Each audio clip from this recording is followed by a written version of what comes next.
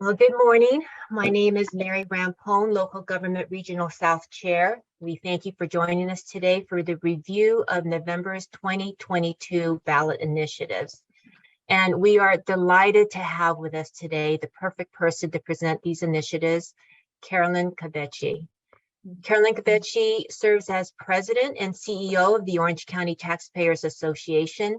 She came to OC Tax with over a decade of public policy experience gained from serving on numerous city, county, and regional governing boards. This experience has given her insight into how government can and should keep taxes fair, understandable, cost-effective, and good for business.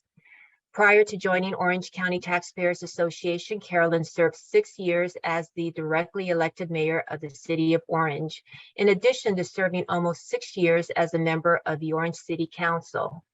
During her close to 12 years in office, she sat on the boards of several regional agencies, including the Orange County Transportation Authority, the Southern California Regional Rail Authority, Metrolink, the Orange County Sanitation District, and the Foothill Eastern Transportation Corridor Agency.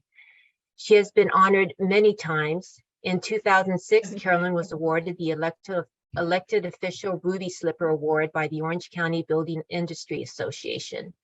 She was named the 2007 Woman of the Year by the Orange County Women in Transportation Seminar and the 2007 Elected Official of the Year for the state of California by the California Transportation Foundation. In 2008, Carolyn was named one of the 20 women to watch in Orange County by OC Metro Business Magazine. Mobility 21, the leading Southern California Transportation Coalition, named Carolyn the 2009 Transportation Leader of the Year, and she was named 2011 Elected Official of the Year by the American Council of Engineering Companies. She received the Orange Chamber of Commerce's Award for Exceptional Economic Development Results twice, in 2007 and in 2012. Carolyn is a graduate of California State University, Long Beach, with a Bachelor of Science degree in microbiology, and she and her husband, Rick, are parents of 3 grown children. Amazing bio. So get your voter's guide and pen out and get ready to take lots of notes. Members, after the presentation, Carolyn will answer your questions. All you need to do is raise your hand using the icon button below, and I will be happy to call on you. Carolyn, take it away. Thank you so much. And actually, more importantly, I have now 4 grandchildren. So we had— oh my gosh, congratulations. We had another one born. I cannot seem to figure out how to share my presentation. So they're going to be doing it from OCAR. Hopefully it will go pretty well. I also want to let you all know that a lot of what I'm going to be saying is already posted on the OC Tax website. So if you just go to octax.org and click on the policy link and go down to state and local issues, you'll be able to see a summary of everything I'm going to present today is up there. And I also wanted to say that OC Tax has not taken any official positions this year on the ballot initiatives.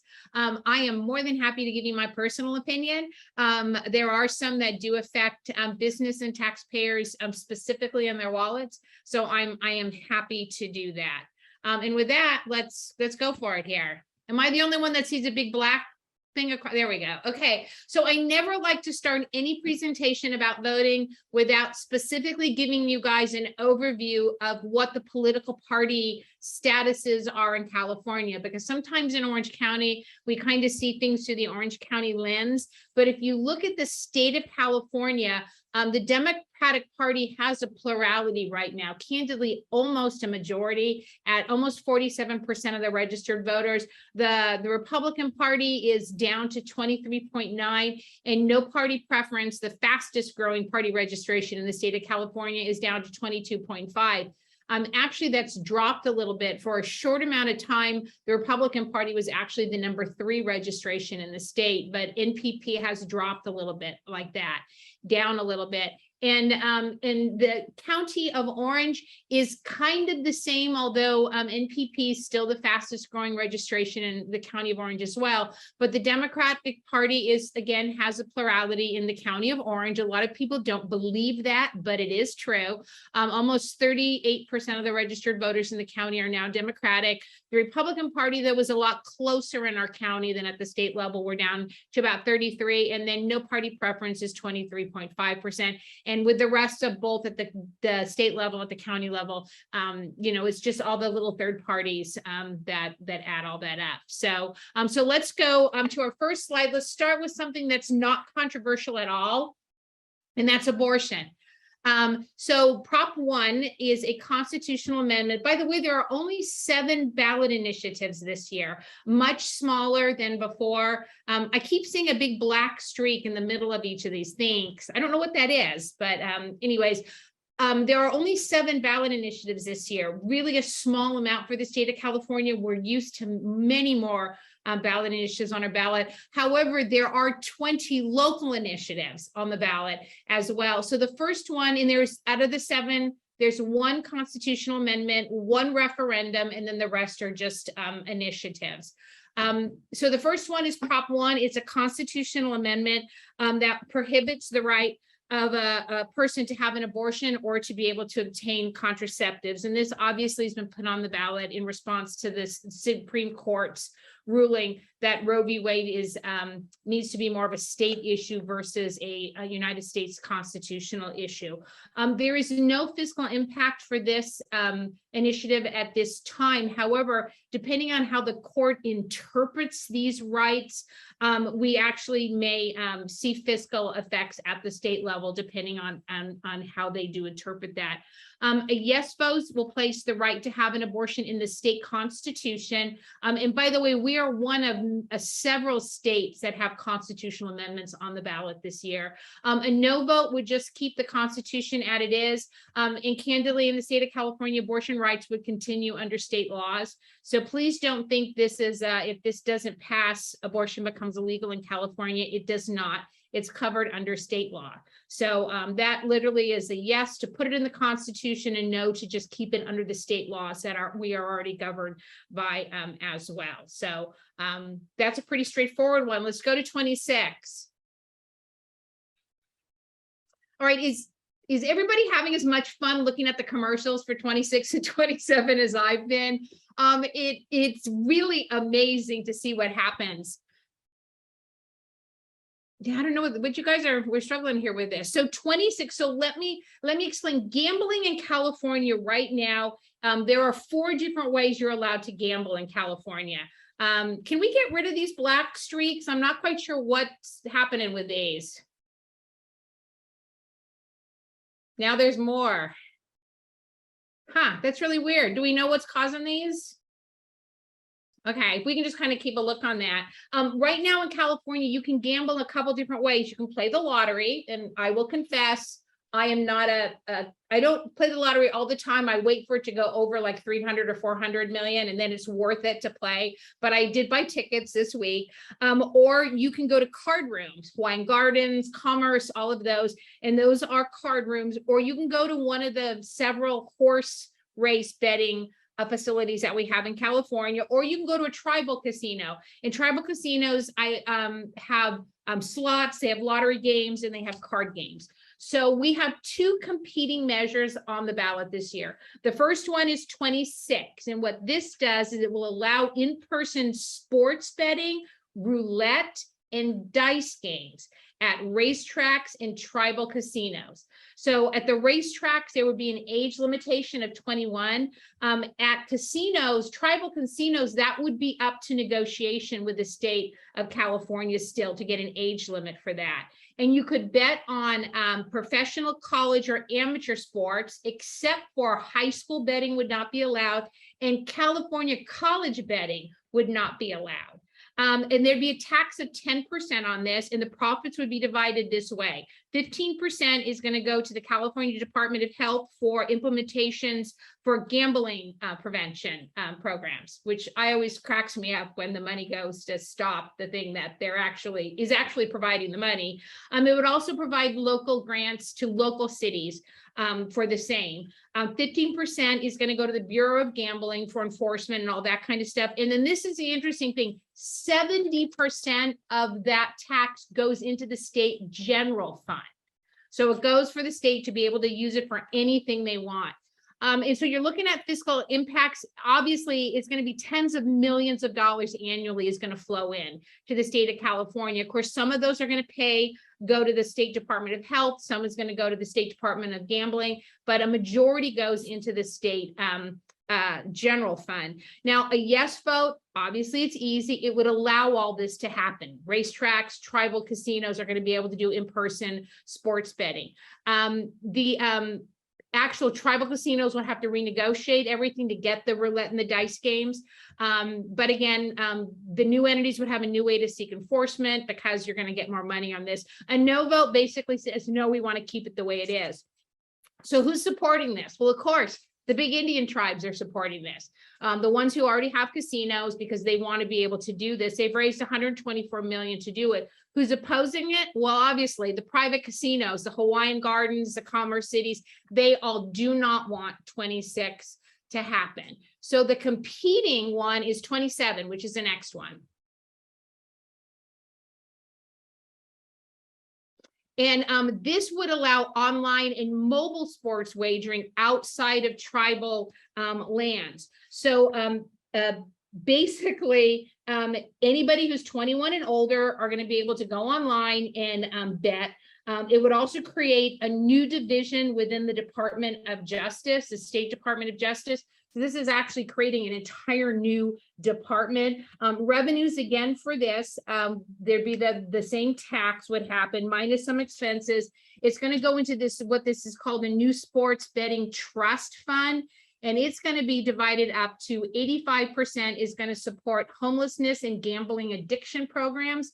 And then 15% is going to go to the smaller Indian tribes that aren't involved in betting right now or casinos right now. But again, you're also going to be paying for this brand new Department of Justice department to go. So again, going to increase revenues to the state candidly by a huge amount. And they say not likely to exceed about 500 million. And again, a lot of this money is going to go to support these particular programs. No monies go to the general fund with 27.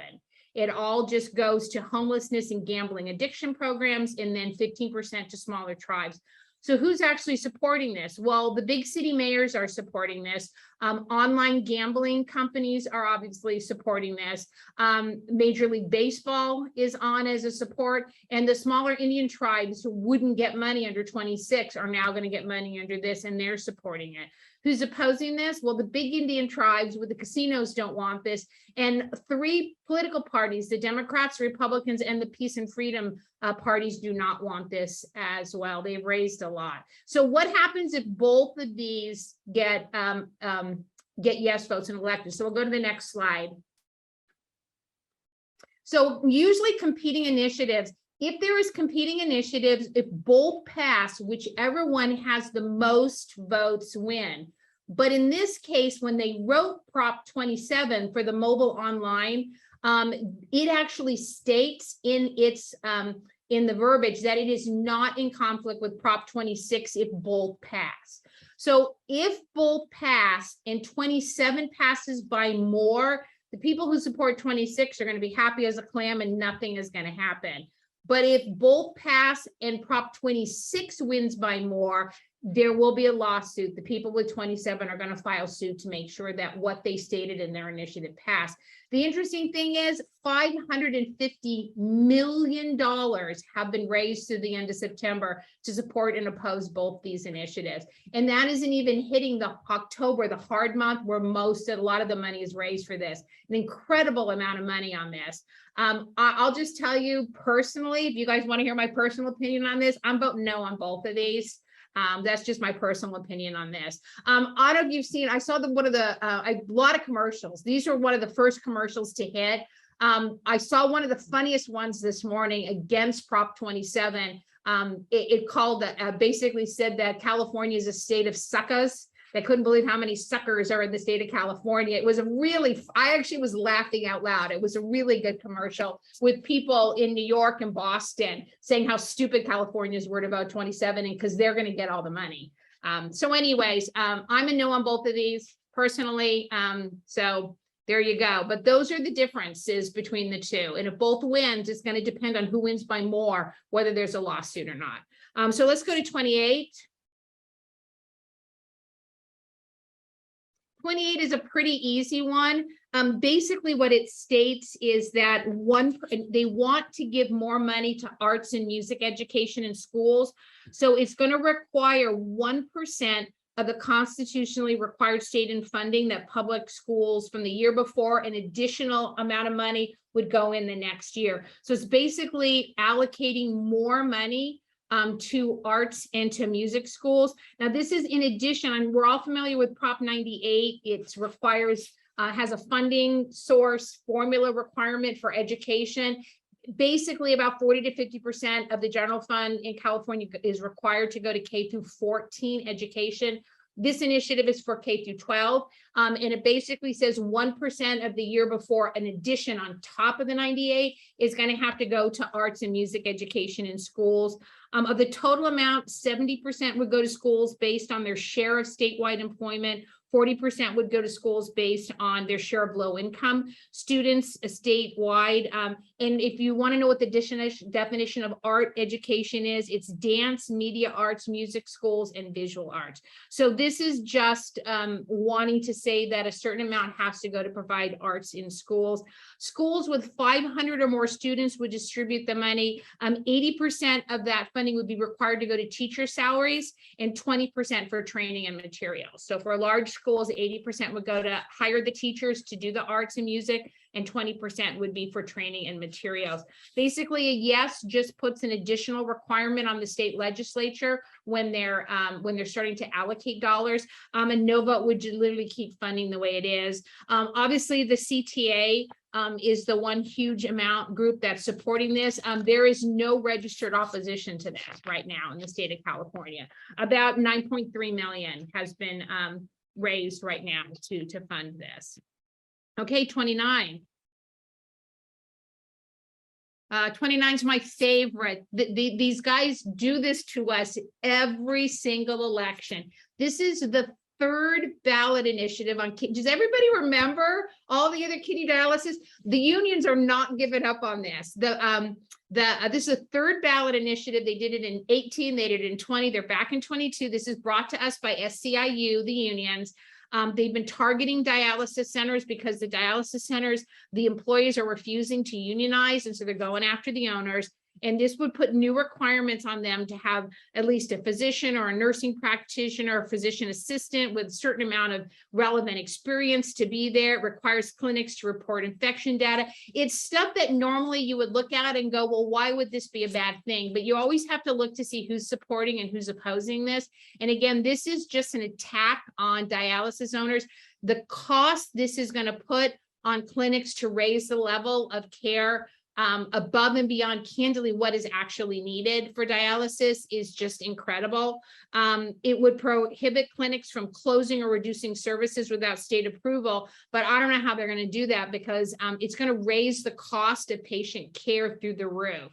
If you've seen a lot of the commercials and the ads for this, the patients are actually even saying, please don't do this, please don't do this.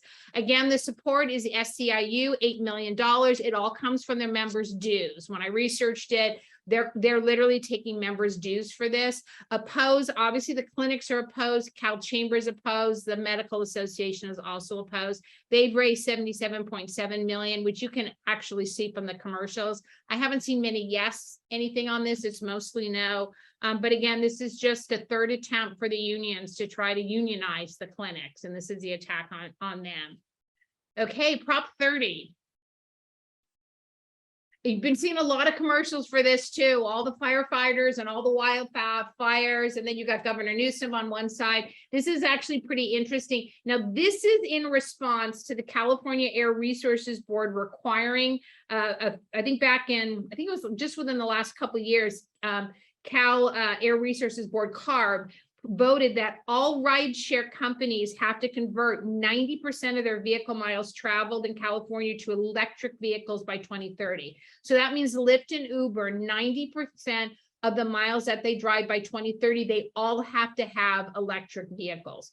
So who's going to pay for all those electric vehicles? Well, Lyft decided they needed to put a tax on people who have $2 million to subsidize and pay for this. You know, I kind of understand, you know, it's kind of like the state has been trying to get rid of ride sharing opportunities for a long, long time.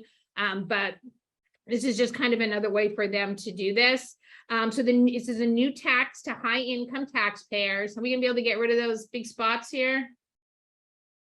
Can you see those on your end, or is it just me? You guys can all see them too? Yeah, okay. I don't know. I apologize for that. So basically, taxpayers with income over 2 million a year are gonna pay an additional 1.75% of their share of income above 2 million. This would end in 2043, or could end earlier if California is able to cut emissions, I think at least 80% below 1990 levels for 3 calendar years. Tax dollars would be divided this way. So for all of you who think this money is all going to go to fight wildfires, okay, here is how they're actually dividing the money. 35% is going to go to build infrastructure for you know, the charging stations and everything throughout the state. 45% is going to go to subsidize the purchase of electric vehicles, and then only 20% is actually going to go in a wildfire greenhouse gas emission reduction sub-fund. So only 20% of these dollars is actually going to go to supposedly fight wildfires. Again, state revenue is going to go through the roof on this, $3.5 to $5 billion. Although it is interesting because when you really look at the income, a majority of the general fund, about 60% of the general fund, if not more at this point, is being paid into by income tax and capital gains tax of a very small percent. It's like 1% of the population pay for 60% of the income. And you're actually seeing, the reason you're hearing about there's going to be a state budget drop coming up when we had all this huge influx and all this extra money is because of what just happened with the stock market, and capital gains fell, and which means those people aren't paying taxes on, they have no capital gains. And so we're seeing a huge downflux. So it'll be interesting to see how much money actually goes to this. So a yes vote would create this extra tax, and no vote would not change taxes on personal income at all. It would keep it the same. Support, kind of an interesting California State Association of Electrical Voters, California Environmental Voters, which is a PAC, and then 37 million has been received through the end of September. 15 of that came from Lyft, which is not surprising because their employees are going to be the ones who are going to benefit from this by getting subsidies for their new electric vehicle. And I love it when politics puts interesting people in bed together. Opposing this is Governor Newsom, the CTA, and the Howard Jarvis Taxpayers Association. So you got to love it when those 3 people come together on something. 11.5 million received. This is going to be an interesting one. I'm not quite sure how this is polling right now, but whenever you use firemen or police officers and you either say it's going to keep wildfires down or it's going to help our kids, that's usually the shoot to get a yes vote. Everybody always votes yes to cut wildfires and yes to help the kids. So it'll be interesting to see how 29 and 30. Governor Newsom is opposing this hard. Really hard. He probably wants the state is looking to increase taxes on other things. They kind of want it to go to the general fund. Okay, so the last state one is Prop 31.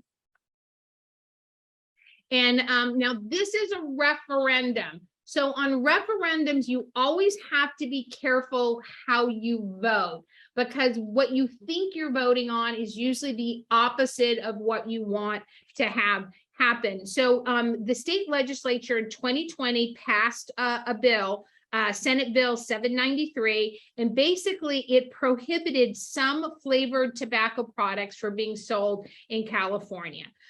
So this was obviously the tobacco industry, put a referendum on the ballot. Now, just remember, minors can't buy tobacco products anyway.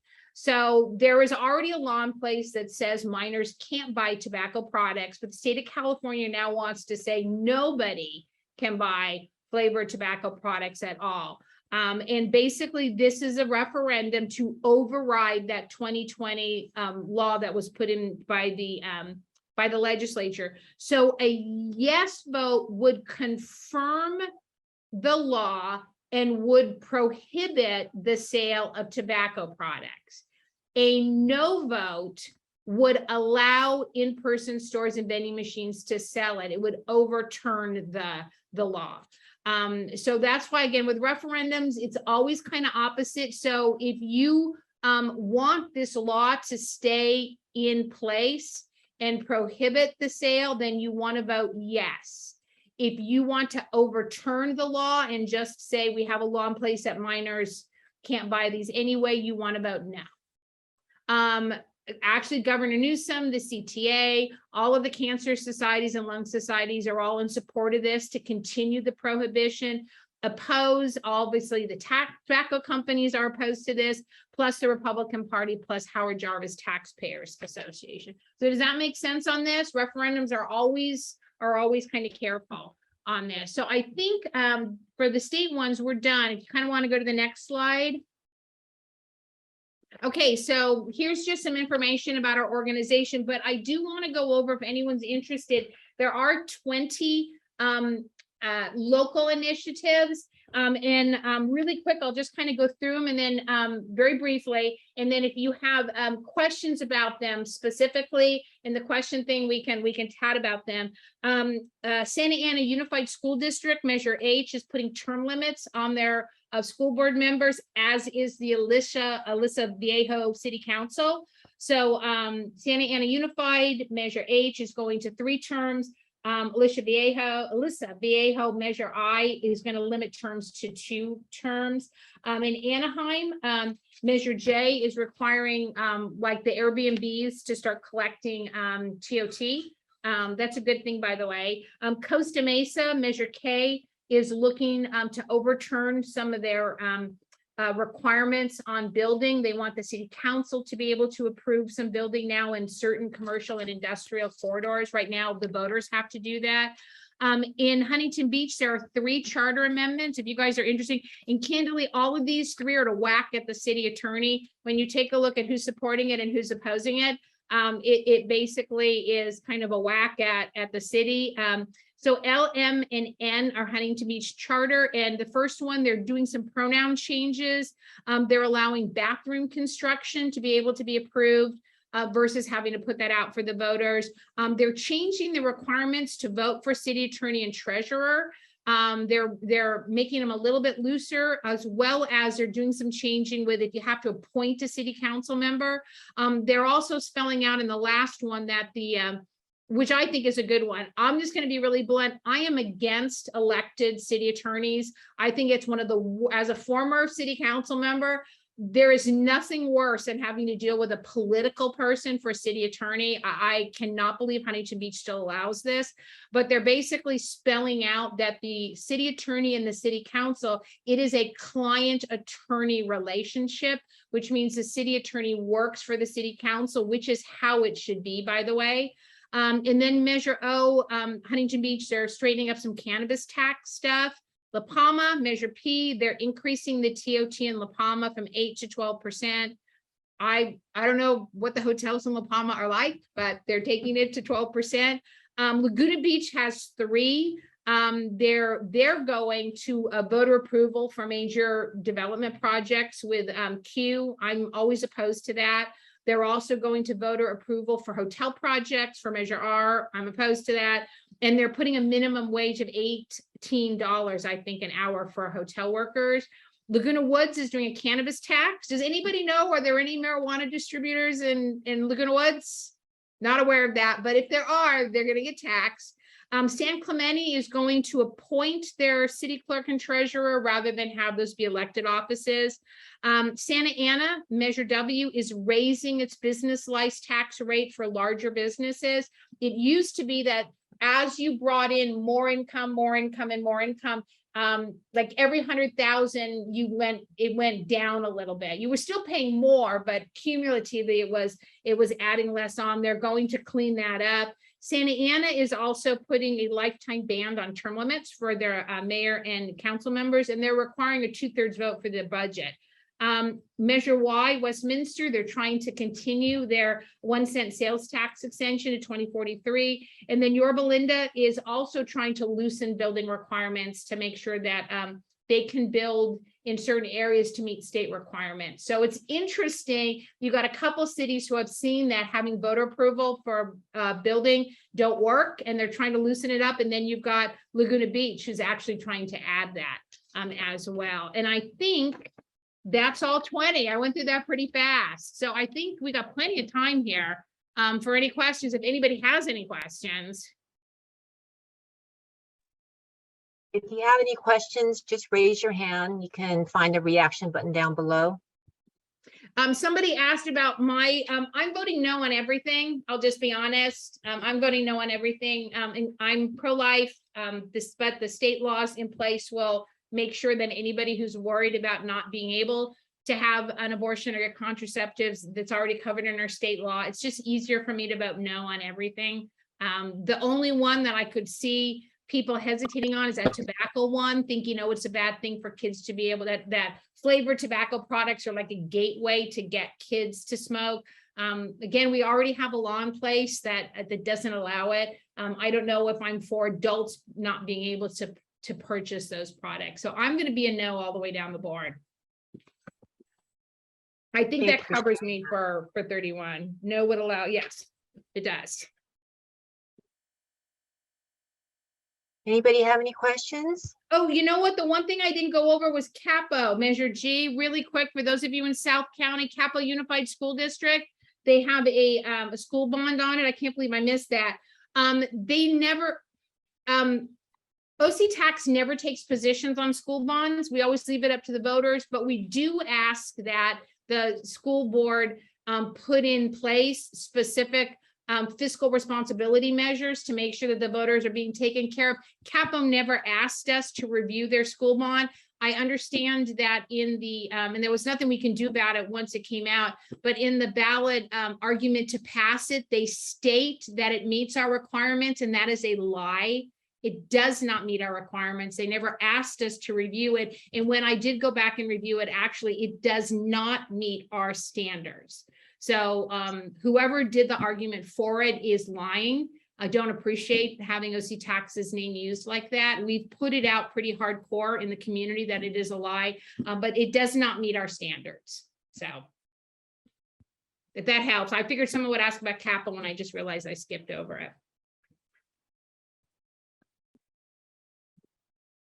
I had a question, Carolyn. Hey, Jen. Hey, great overview as always. Back on the, I think it's Prop 28, the funding for arts in schools.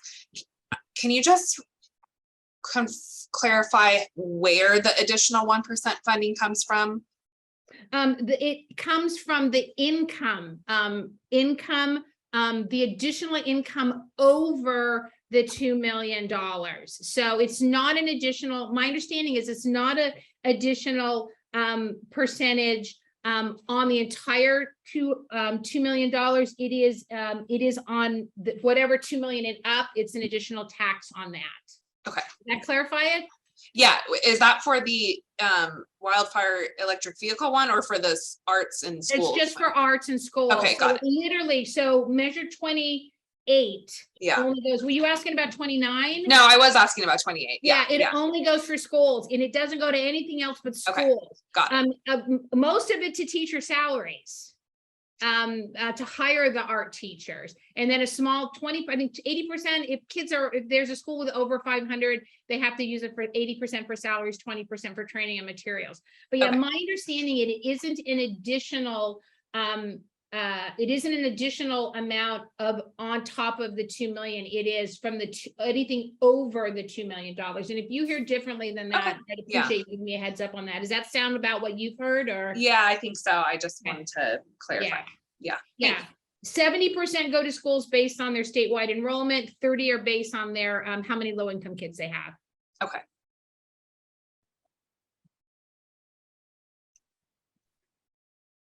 Anyone else?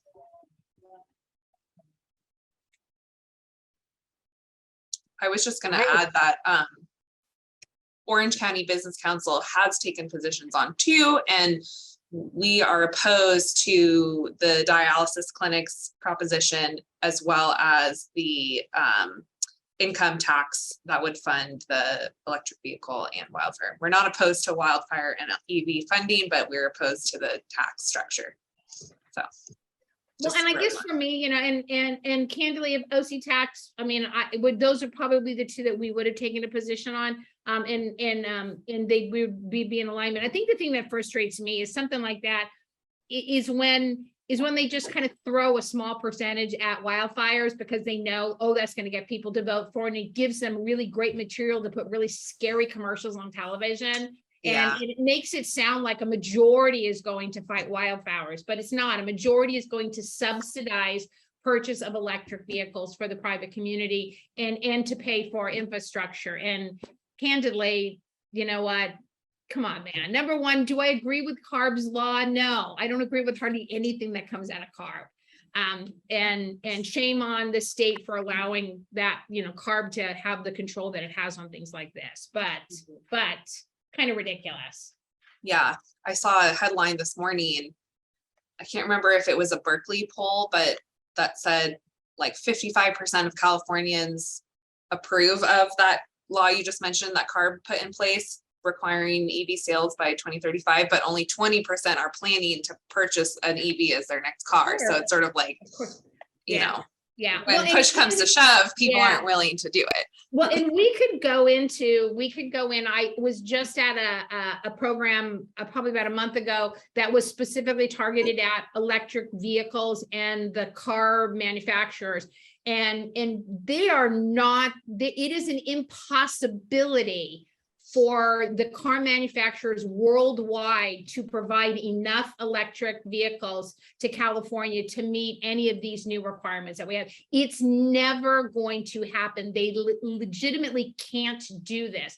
So what the car people are saying is what will happen over these years as we get closer to 2035 and 2043 is that the definition of electric vehicle is going to soften so we all think it means 100% electrical. It is, by the time we get to this and they realize, heck, we can't do this, the definition will soften, is what the car manufacturers are relying on to meet these requirements. And it was interesting. The gentleman was a car designer who made the presentation, and he was saying that California does this. They show they historically they throw out these bizarre requirements that there's no way industry can meet, and then they change the definition as they get closer to it to make it look like they've succeeded in meeting it, but they never do. So this will be interesting to see how it works. Yeah. Is the information about the local measures on OC Tax website? No, it's not actually. Okay. Just the general ones. The local measure, I mean, I could probably do a write-up and get those up there pretty quick. But they're not up there right now. You're supposed to be retired.